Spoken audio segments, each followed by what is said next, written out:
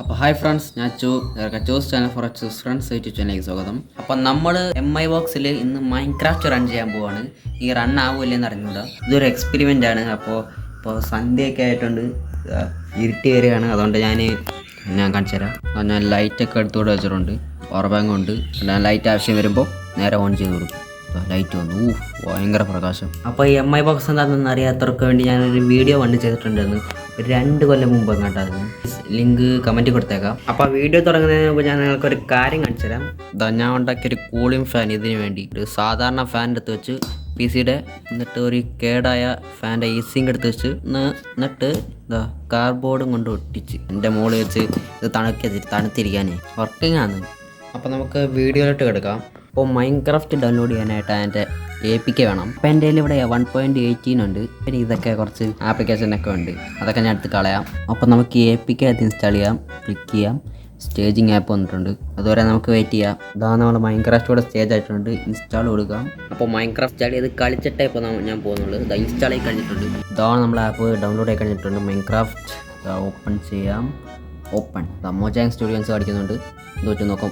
Black screen ആയിട്ടുണ്ട്. ലോഡായിട്ടുണ്ട്, 100 ആയിട്ടുണ്ട്. കൊതു അടിക്കുന്നു. ലോഡിങ് റിസോഴ്സ് പാക്ക് കാണിക്കുന്നുണ്ട്.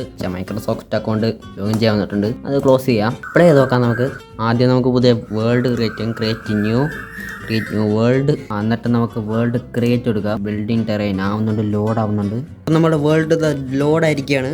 ഞാനൊന്ന് ട്രൈപ്പോഡ് വെക്കട്ടെ, അതിന് മുമ്പിൽ കളിച്ച് കാണിക്കാനാണ്. അപ്പോൾ നമുക്ക് കളിച്ച് നോക്കാം. കളിക്കാൻ പറ്റുന്നുണ്ട്. പ്ലേബിളാണ് ഗെയിം.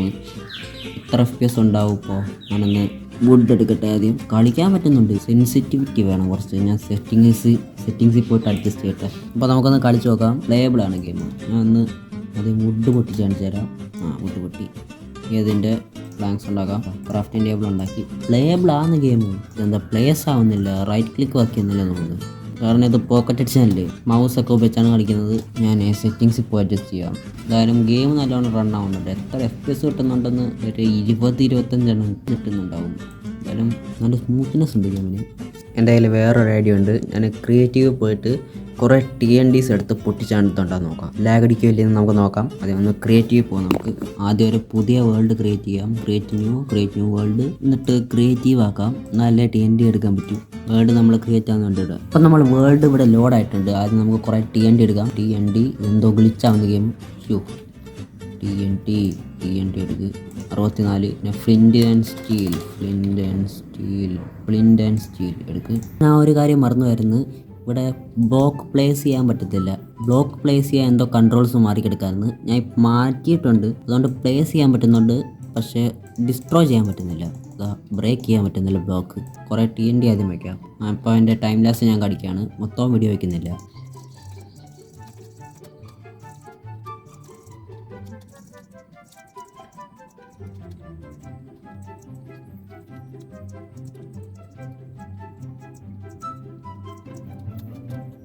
അപ്പോൾ ഞാൻ ഇത്രയും TNT ഇവിടെ വെച്ചിട്ടുണ്ട്. ഇപ്പോൾ പൊട്ടിക്കാം.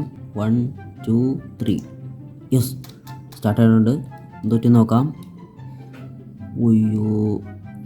ക്രാഷായി, ഗെയിം ക്രാഷായി. ലാഗുണ്ട്, ഭയങ്കര ലാഗ്. ഒരാടി ചത്ത്, കുറേ ബ്ലോക്കും പൊട്ടി. ഇപ്പോഴും ലാഗുണ്ട്.